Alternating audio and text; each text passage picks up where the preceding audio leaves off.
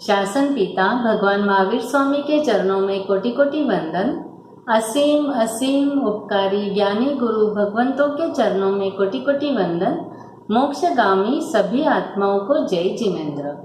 आज हम जो समझने जा रहे हैं वह है कि आत्मा 4 गति में परिभ्रमण क्यों करता है। हमें पता है कि आज हम मनुष्य गति में है, लेकिन इसके पहले पूर्व भाव में हमने अनंती बार अलग अलग इस 4 गति में परिभ्रमण किया ही है। इस परिभ्रमण का कारण यानी एक गति से दूसरी गति में जाने के कारण समझना बहुत जरूरी है। बहुत बार हम जब ये मनुष्य गति में होते हैं और वर्तमान में हम हमारा जीवन जीते हैं, तब हमारा लक्ष्य बिल्कुल ही यह हमारे मन में नहीं होता है कि हमारा फ्यूचर क्या है, यानी हम अगले भाव में कहाँ होंगे। तो इसके बारे में अगर हम कहाँ पे भी दूसरी जगह जाना होता है तो हमारे पूरे फ्यूचर प्लानिंग होते हैं, क्योंकि अगर हमारा डेस्टिनेशन हमने तय किया है तो वो हिसाब से हमारा पूरा प्लानिंग हम स्टार्ट कर देते हैं। वैसे ही इस मनुष्य गति में आने के बाद भी हमारा प्लानिंग यानी हमारा अगला भाव हमें कहाँ लेना है, इसका भी प्लानिंग करना बहुत जरूरी है। अगर हम आत्मा की बात करेंगे तो आत्मा जब जिस गति में होता है तब उसके आचार विचार व्यवहार वचन और शारीरिक क्रियाओं के आधार पर क्या होता है, उसका प्रभाव पड़ता है या उसके संस्कार बनते हैं, और उसी संस्कार के आधार पर उसकी पूरी जो भी क्रिया होती है, कार्य होते हैं, कर्म होते हैं, उसकी एक बैलेंस शीट तैयार होती है। और इस बैलेंस शीट में हम कह सकते हैं कि जो बैलेंस शीट बनती है उसके अनुसार ही जो हमारे कार्य अधिकतर हुए हैं यानी तीव्रता के भाव के आधार पर हुए हैं, उसके आधार पर हमारी अगली गति तय होती है। तो इसके लिए अगर हम देखते हैं और हमें अगर समझना है, 4 गति हमें पता है, नरक गति, तिर्यंच गति, मनुष्य गति, देव गति। और हम ये कहते भी है अगर अगला जन्म छोटे से छोटा अगर कोई है उसको भी अगर हम पूछते हैं तो वो भी अगर उसको पता भी नहीं है फिर भी बोलेगा कि नहीं मुझे एनिमल नहीं बनना या मुझे नरक गति में नहीं जाना है। इतना तो हमें पता है, लेकिन न जाने के लिए हमें किससे बचना चाहिए, यानी नरक और तिर्यंच गति में जाने के कारण को समझना बहुत जरूरी है। हमारे जैन दर्शन में तो जो कहा गया है कि अंतिम समय में पंडित मरण समाधि मरण को इतना महत्व दिया गया है और कहते हैं कि अंतिम समय में अगर धर्म हम करते हैं तो हमारी सद्गति यानी शुभ गति तय हो सकती है। और अंतिम समय में अगर हमारा जो अंतिम समय है वह अंतिम समय भी अगर हम आकुल व्याकुल है, पीड़ा है और जो कहते हैं ना कि व्याधि है, उपाधि है, ये सब अगर है तो अंतिम समय अगर ऐसा रहने से हमें अगले भाव प्रतिकूल भाव में ही जन्म हो सकता है। बिकॉज ऑफ अगर आकुलता व्याकुलता बिना शांत चित्त से और समाधि भाव से अगर हमारा मृत्यु होता है तो जो हमारा अगला भाव है वो अनुकूल भाव हमें मिलता है। लेकिन अगर ऐसी सिचुएशन ऐसे अध्यावसाय हमारे अंतिम समय में नहीं है तो हो सकता है कि उसके दुष्परिणाम हमें दुर्गति में जाना पड़ता है। बहुत बार हमने देखा है कि अंतिम समय में मोह माया आसक्ति जल्दी छूटती नहीं है। कितना भी कोशिश करने के बावजूद भी हम उसे छोड़ नहीं पाते हैं और लास्ट भी अंतिम समय में हाय हो विलाप ये जो होता है वो चलता ही रहता है और इसी के कारण हम दुर्गति प्राप्त कर सकते हैं। और वहां पे हमें उस दुर्गति में जितना जीवन होता है वो कंपलसरी व्यतीत करना ही पड़ता है। अगर जिस व्यक्ति के जीवन में धर्म है, सदाचार है, नीति है, इस जो परंपरा है और इस परंपरा के कारण अंतिम समय में उसके वर्तुल में भी क्या होता है, पूरी अनुकूल सिचुएशन क्रिएट हो जाती है, वातावरण शुद्ध हो जाता है, धर्म सुनने मिलता है और एक प्रकाशमान स्वच्छ और शुभ कर्मानु का वातावरण क्रिएट होने से वह शुभ गति में गमन करता है। यानी शुभ गति में गमन करने के लिए भी जो अंतिम एटमॉस्फेयर या वातावरण जो क्रिएट करना है, वो अगर ये शुद्ध और शुभ है तो ही हमारी गति शुभ हो सकती है। और अगर अंतिम समय में मूर्छा है, हिंसा है, अकस्मात है, आदि व्याधि वेदना पीड़ा है, और उसमें अगर हमारा अंतिम समय यानी मृत्यु होता है, तो इसके कारण जो है वो हम अधोगति में जाने के चांसेस या अशुभ गति में जाने के चांसेस ज्यादा होते हैं। इसीलिए हम आज ये समझेंगे कि हमें अगर शुभ गति में जाना है तो हमें क्या करना चाहिए, और अशुभ गति से बचना है तो हमें किससे बचना है। इन कारणों को आज हम समझने की कोशिश करेंगे। जैसे कहा है कि अशुभ गति यानी दुर्गति में दो गति आती है, नरक गति और तिरंज गति। जैसे देखा कि नरक गति यानी क्या, कि जहाँ पे भयंकर पीड़ा वेदना और हिंसा जो होती है वो इतनी चलती रहती है, इससे हम बिल्कुल ही अगर हम चाहे तो भी उससे वहां पे हम मुक्त नहीं हो सकते। जो हमने वो आयुष्य बांधा है वहां की वेदना पीड़ा हमें सहनी पड़ती है, हमारे मदद के लिए कोई भी वहां पे नहीं आता। तो जब तक हमारा वहां का आयुष्य पूर्ण नहीं होता है तब तक हमें वह सब सहना ही पड़ता है। लेकिन अब ये हम देखेंगे कि नरक गति में जाने के जो 4 कारण स्थानांग सूत्र में बताए गए हैं, उसमें पहला है महाआरंभ महासमारंभ करना। यानी क्या, महाआरंभ और महासमारंभ यानी जिसे कहते हैं कि हिंसाजनक क्रिया, ऐसे एक्शन या ऐसे काम जो हिंसाजनक है वो करते ही रहना। वो जो क्योंकि उसके पीछे के जो भाव होते हैं वो द्वेष के और क्रूर के भाव होते हैं, और इसी भाव के कारण वो उसे महाआरंभ कहा जाता है।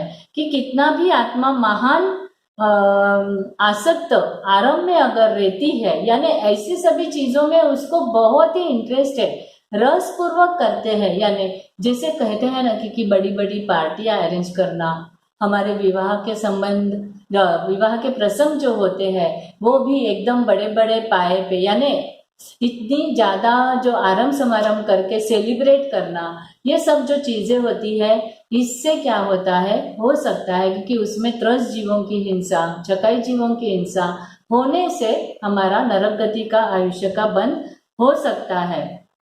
तो इसलिए हमें ये देखना है कि कारण बगैर हमारे शौक की खातर अगर हम ऐसी सभी आरंभ समारंभ करते रहते हैं तो हो सकता है हमारी दुर्गति हो सकती है।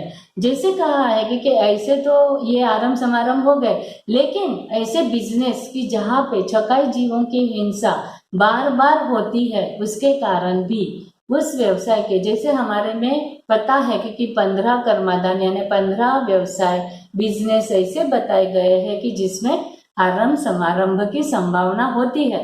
तो ऐसे आरंभ समारंभ के व्यवसाय करने से भी हमारी नरक गति के आयुष्य का बंध हो सकता है।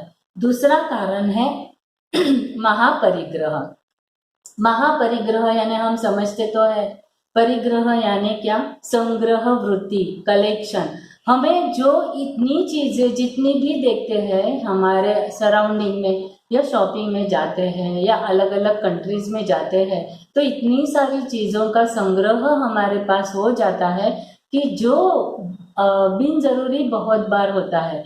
यानी बहुत बार हमारे जीवन में हम जो भी पुरुषार्थ भी करते हैं ना, तो वो संग्रह यानी वो संपत्ति कलेक्शन के लिए, और जितना भी है उसमें हमारा संतोष नहीं रहता है, और होना है और होना है, और इसी कारण परिग्रह बढ़ाते जाते हैं, और सिर्फ बढ़ाते नहीं है, उसके प्रति आसक्ति ममत्व भाव इतना सारा होता है कि अगर कभी उस परिग्रह में से कुछ वस्तु दान के लिए भी देने की अवसर अगर प्राप्त होता है तो भी हमें जल्दी मन नहीं होता है। इतनी परिग्रह वृत्ति हमारी बढ़ती जाती है, और इसी कारण भी हम नरक गति के आयुष्य का बंद कर सकते हैं। जैसे हमें पता है कि हमारे जैन दर्शन में ममन सेठ का उदाहरण दिया गया है।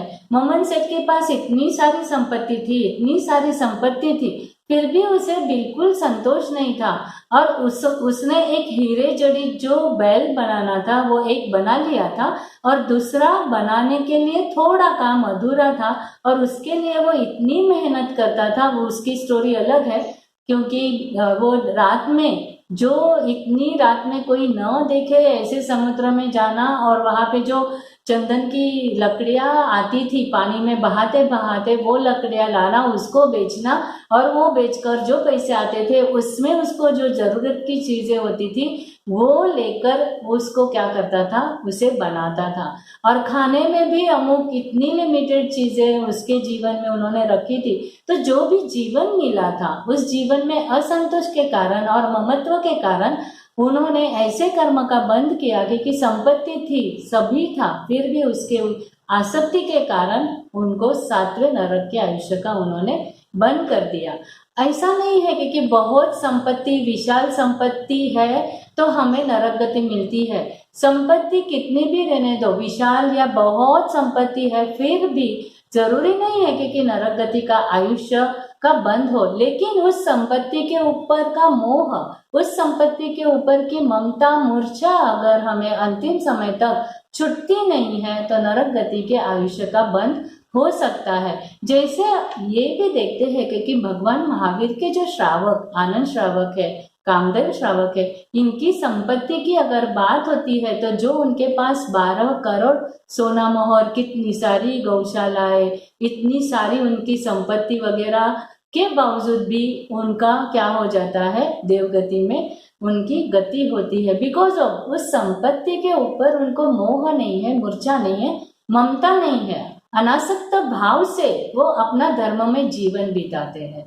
जैसे चक्रवर्ती के बारे में भी कहा जाता है कि चक्रवर्ती इतना 6 खंड को जीतने के बाद भी उनको बिल्कुल ही अपने संपत्ति के ऊपर आसक्ति नहीं होती है, अनासक्त भाव के कारण भी। जैसे भरत चक्रवर्ती, इतनी संपत्ति थी फिर भी उसके ऊपर की अनासक्ति के भाव से क्या हो जाता है, उनको भी मोक्ष प्राप्त हो जाता है। तो ये जो संपत्ति यानी परिग्रह की बात हो रही है, तो परिग्रह यानी परिग्रह होना, ओके, पुण्य के हिसाब से हमारे पास बहुत विशाल परिग्रह भी रहेगा, लेकिन इस परिग्रह के ऊपर हमें क्या करना है, आसक्ति और मूर्छा भाव, ममता भाव नहीं रखना है, इसका हमें ध्यान रखना है। और ममता भाव की तीव्रता के ऊपर ही परिग्रह कहा गया है।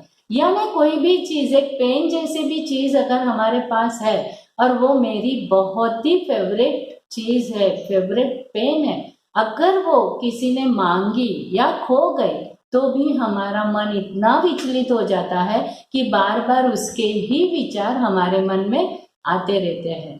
तो ये हो गया परिग्रह। अब तीसरी बात आती है, वह है पंचेंद्रिय जीवों की हिंसा। यानी ऐसे काम जहाँ पे पंचेंद्रिय जीवों की हिंसा यानी मनुष्य, पशु, पक्षी आदि प्रमाद के वजह से, यानी हमें पता नहीं है इसका हम जो वध कर रहे हैं, हिंसा कर रहे हैं, इनकी हत्या कर रहे हैं, इसके पीछे हमें जो परिणाम मिलने वाले हैं उसके लिए हम अनजान है, अज्ञान है और यही काम हम करते रहते हैं। कभी कभी धर्म के नाम पे भी हिंसा होती है। हम देखते हैं कि देव देवियों को जो बलि चढ़ाते हैं या जो तस्करी या डकैती के जो काम होते हैं, यानी शिकार करने का जो हमारा व्यवसाय होता है, कसाई खाने जो चलाते रहते हैं उसकी वजह से, और अभी जो हम देखते हैं कि आतंकवाद यानी बिन जरूरी काम के बगैर दूसरे लोगों की हिंसा करना, निरपराध लोगों की हिंसा करना और उसके पीछे वजह भी नहीं होती है, फिर भी एक ईर्ष्या और द्वेष भाव से जो हिंसा करते हैं उसकी वजह से भी नरक गति के आयुष्य का बंद कर लेते हैं। जैसे कहते हैं गर्भपात करना, कराना, वो भी हमें नरक गति में ले जा सकता है, क्योंकि गर्भपात भी पंचेंद्रिय ही जीव कहा जाता है। तो उसके लिए भी हमें ये ध्यान देना है कि पर्पजली और संकल्प पूर्वक अगर करते हैं तो उसके भी हमें क्या है, उसके कर्म की वजह से भी नरक गति प्राप्त हो सकती है। और फोर्थ है मांसाहार यानी नॉनवेज खाना या इसके बिजनेस करना, मांस, मछली, इंडे वगैरह का सेवन करना, कराना और उसके व्यवसाय करना, क्योंकि बार बार जो ये हिंसा होती है उसके कारण अनंतानुबंधी के कर्म, पापानुबंधी कर्म के बंद हो जाते हैं और इसके कारण हम नरक गति के आयुष्य का बंद हो सकता है। इसीलिए हमें बचना है, क्योंकि अगर ठीक है हम अगर पुण्य कम कर सकते हैं, लेकिन ये चारों से तो हमें बचना है अगर नरक गति में नहीं जाना है। अब नरक गति की बात हो गई, अब हम देखेंगे तिर्यंज गति में जाने के कारण। तिर्यंज गति इतनी बड़ी है, यानी चकाई से लेकर पंचेंद्रिय, यानी वो भी पंचेंद्रिय, संज्ञी पंचेंद्रिय, असंज्ञी पंचेंद्रिय, और जो मनुष्य सभी का मनुष्य नहीं, समुच्चय मनुष्य, इस सभी का क्या हो जाता है, तिर्यंज गति में समावेश होता है। तो हमें ये देखना है कि तिर्यंज गति में अगर हमें नहीं जाना है तो वो किस कारण से हम वहां पे जाने की संभावना होती है, उसके बारे में अगर देखते हैं तो फर्स्ट है माया करना। बहुत सारी हमें पता है कि मनुष्य भाव में हम हमारे काम निकालने के लिए या बिजनेस में हमें माया करनी ही पड़ती है। माया करनी यानी क्या, कुटिल परिणाम रखना, छल कपट करना, ये सब जो करते हैं, मन में कुछ रखना और बाहर कुछ दिखाना, यानी जो हम करते हैं, जो हमारे करने के पर्पज होते हैं, इंटेंशन होता है, वो कुछ होता है और दिखाते कुछ है। तो ये माया से क्या होता है, बहुत बार माया करके हमें लगता है कि हम जीत तो गए, हम हमारे मन के जैसे हमने तय किया था वैसे हमें मिल तो गया, लेकिन जो कर्मबंध होते हैं वो तिर्यंज गति के कर्मबंध होते हैं माया के कारण, और हमें जो पशु का आयुष्य है वो हमें जीना पड़ता है। सेकेंड है जो है वो गूढ़ माया। माया तो की, और हमें पता है ना हम स्त्री बनते हैं, यानी स्त्रीलिंग भी हमें माया से ही मिलता है। पूर्व भाव में हमने माया की थी, इसीलिए हम स्त्रीलिंग में, अब स्त्रीलिंग में आने के बाद भी फिर से अगर माया बहुत करते हैं, क्योंकि स्वभाव ही होता है स्त्रियों का माया करना, तो ये अगर स्वभाव हम बदलते नहीं है तो अगले जन्म में अब हमारी पॉसिबिलिटी जो होती है वो है तिर्यंज गति की पॉसिबिलिटी हो जाती है। इसीलिए हमें सावधान रहना है, अवेयर रहना है, क्योंकि हम माया न करें, इससे बचना है। और गूढ़ माया यानी इतना कपट कि कपट तो करते हैं लेकिन उसको छुपाने के लिए भी फिर से कपट करते हैं, तो उसको गूढ़ माया कहा गया है। यानी जैसे कहते हैं कि मुख में राम बगल में छुरी, यानी इतनी सारी संकल्प पूर्वक माया, गूढ़ माया करते हैं, और सामने वाले का पराजय यानी या ईर्ष्या की वजह से उसको सताना या उसको दुख देना, ये सब हम माया पूर्वक कपट से करते हैं। यानी दीन दुखी लोगों का क्या करते हैं, उसका उपयोग यानी लाभ उठाना, ऐसी सभी चीजें ये हम हो सकता है क्योंकि गूढ़ माया से करते। बहुत सारे ऐसे एग्जाम्पल है, ऐसे पहले के जो रहते थे काम, यानी जो लोगों को लोन देते थे, पैसे देते थे, लेकिन उसके पास से जो गिरवी रखते थे तो वो जो देने का समय आता था तब झूठ बोलते थे, कहते थे मेरे पास नहीं है, और ऐसे दीन दुखी गरीब लोगों का क्या करते थे, लाभ लेते थे। तो ये गूढ़ माया है। तीसरा है असत्य भाषा यानी झूठ बोलना। हमें रोज के रूटीन में भी छोटे छोटे अगर हमारे काम करने हैं या सामने वाले को हमें कुछ एक्सक्यूजेस देने हैं तो झूठ का ही सहारा लेना पड़ता है। फिर वो घर का काम, समाज का रहने दो, राजकीय रहने दो। राजकीय फील्ड में तो ये इतना यूज टू हो गया है कि झूठ के बगैर तो वह ऐसा हो गया है कि सत्ता में टिक ही नहीं पा रहे हैं, ऐसे हमें दिखाई देता है। तो इतनी सारा झूठ का सहारा लेना, बार बार झूठ बोलना, आत्मा का नीच गुण है सत्य। आत्मा को झूठ पसंद नहीं है, लेकिन अपने स्वार्थ के लिए, सामने वाले को पराभूत करने के लिए, पराजय करने के लिए, ये सब हम जो झूठ का, असत्य का सहारा लेते हैं, और हमें हमारे मन जैसा हमारे कुसंस्कारों को पुष्टि देने के लिए भी झूठ का सहारा लेते हैं। तो इसी वजह से भी हम तिर्यंज गति के क्या हो सकते हैं, वहां पे जा सकते हैं, उसकी संभावना होती है। चौथा है झूठा तोल, झूठा माप रखना, यानी लेना अलग तरीके से और बेचना अलग तरीके से। यानी हम लेते तो जैसे जहां से लेना है वहां से तो करेक्ट वैसे ले लेते हैं, लेकिन वो माल अगर वापस बेचना है, सेल करना है, तो हम कुछ दिखाते कुछ है और देते कुछ है। इसे ही कहते हैं, क्योंकि अच्छा अच्छा सैंपल जब दिखाना है तो अच्छा सैंपल बता देते हैं, लेकिन जो देने के समय देना है वह हम क्या कर देते हैं, दूसरा दे देते हैं। तो इसको कहते हैं कि झूठ तोल माप दोनों भी, यानी या वजन में भी कम ज्यादा दे देना। हमारे पास जो वजन होता है, तो हम जो वजन कांटा रखते हैं वो कांटा भी क्या होता है, वो कम वाला रखते हैं, यानी जितना वजन जितना वेट देना होता है उससे कम देना। इससे भी तिरंज गति के आयुष्य का बंध होता है। ये तो हमने देखा कि ये सब है वो व्यवहारिक जीवन, व्यावसायिक, सामाजिक या राजकीय जीवन में तो ये सब करते ही रहते हैं, लेकिन धार्मिक जगत में अगर हम छल कपट या कुछ बताना कुछ और करना कुछ, ये अगर वृत्ति हमारी धार्मिक जगत में है, तो इसके परिणाम हमें बहुत ही, जो कहते हैं ना, बहुत ही दुख पूर्वक भुगतने पड़ते हैं। इसीलिए करते समय तो हमारी प्रमादवश हम कर तो लेते हैं, लेकिन जो भुगतना आता है तब जो हमारे परिणाम, हमारी सिचुएशन बहुत ही क्या हो जाती है, जटिल हो जाती है, दुखमय हो जाती है, और हमें इस चक्र में बार बार जन्म मरण इस कारण ही लेना पड़ता है। तो नरक गति के 4 कारण को हमने समझा, तिरंज गति के 4 कारण को हमने समझा।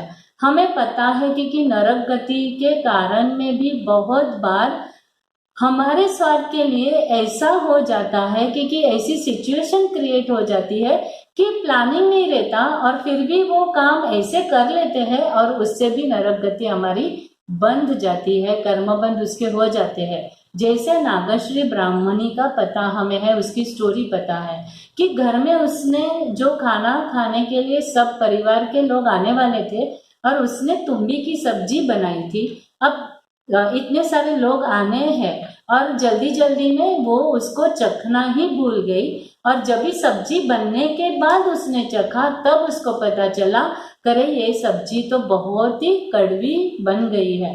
अब परिवारजन यानी गेस्ट सब खाना खाने आने वाले थे और ये हो गया था, और उसने जो अकेले अकेले किया था अभी तक किसी को पता नहीं है कि ये हुआ है। अब वो सोचती रहती है कि अगर यह सब्जी मैं सबको देती हूँ तो सब जन क्या कहेंगे कि ये कैसी बनाई है, और मेरी क्या हो जाएगी, बदनामी हो जाएगी, सोचती है। और तभी अचानक एक जो मास्कमन जिन्होंने किया है, उस पारने के अवसर पर एक मुनि उनके यहाँ वो देखती है, आ रहे हैं, और मन में अब उन्होंने मुनि को देख लिया और उसको सब्जी याद आ गई, और उन्होंने क्या किया कि मुनि को वो सब्जी आहार में क्या दी, बोहरा दी, और अंदर से ही अंदर इतनी खुश होकर बोहराई कि चलो आज मेरी जो बदनामी होने वाली थी इससे मैं आज बच गई। और उन्होंने क्या किया, मुनि के पात्रे में वो सब्जी बोहरा दी और खुश हुई, और जो उनकी खुशी की तीव्रता की वजह से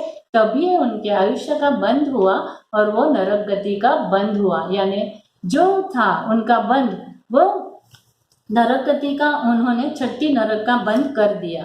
अब कहते हैं ना कि पर्पस भी नहीं था और प्लानिंग भी नहीं थी, लेकिन सिचुएशन ऐसे क्रिएट हो गई, और वही सिचुएशन में उसको दूसरा कुछ मन में नहीं आया, फिर सिर्फ अपना दोष छिपाने के लिए उन्होंने क्या कर दिया, ऐसे ही भाव से वो सब्जी बोराई और वहां पे क्या होगा, उसके नरक गति का आयुष्य। ऐसे ही छोटी छोटी बातें हमारे जीवन में सडनली ऐसी कोई घटनाएं घटती रहती है, और तभी हम हमारे स्वार्थ के लिए, हमारे जो होते हैं, हमारे प्रभाव अच्छा पड़ने के लिए हम ऐसे डिसीजन ले लेते हैं, वो तत्कालिक होते हैं, लेकिन उसके परिणाम जो है वो हमें लॉन्ग टर्म तक भुगतने पड़ते हैं, अगले भव तक उसको हमें भुगतना पड़ता है। अब ये सब्जी तो उन्होंने बोरा दी, ये सब्जी उसके नरक गति के कारण बना, और यही धर्मरुचि अंगार उनका नाम था। उन्होंने ये सब्जी जो बोराई, और उनको बाद में पता चलता है कि ये विष युक्त सब्जी है। उनके गुरु बोलते हैं कि ये सब्जी आपको आज नहीं खानी है, आप उसको परट दो, और वो परटने के लिए जाते हैं, और जैसे ही एक ड्रॉप वो सब्जी का नीचे गिरता है और असंख्य क्या हो जाता है, चींटियां वहां पे आ जाती है और वह सब्जी को जैसे ही चींटियां चिपकती है, खाने लगती है और वहां पे उनकी मृत्यु होने लगती है। अब ये धर्मरुचि अनगार देखते हैं कि ये सब्जी खाने से इतनी सारी चींटियों की मृत्यु खाली एक इतने ड्रॉप से हुई, तो ये सब्जी अगर मैं पूरी यहाँ पे पलट देता हूँ तो ये सभी चींटियां क्या होगा, उनका मृत्यु हो जाएगा। और अब सबसे जो कौन सी ऐसी जगह है जिससे किसी को भी ये कारण नहीं बनेगा दुख का, ये जगह वो कहते हैं पेट के सिवाय और अन्य कोई भी नहीं है।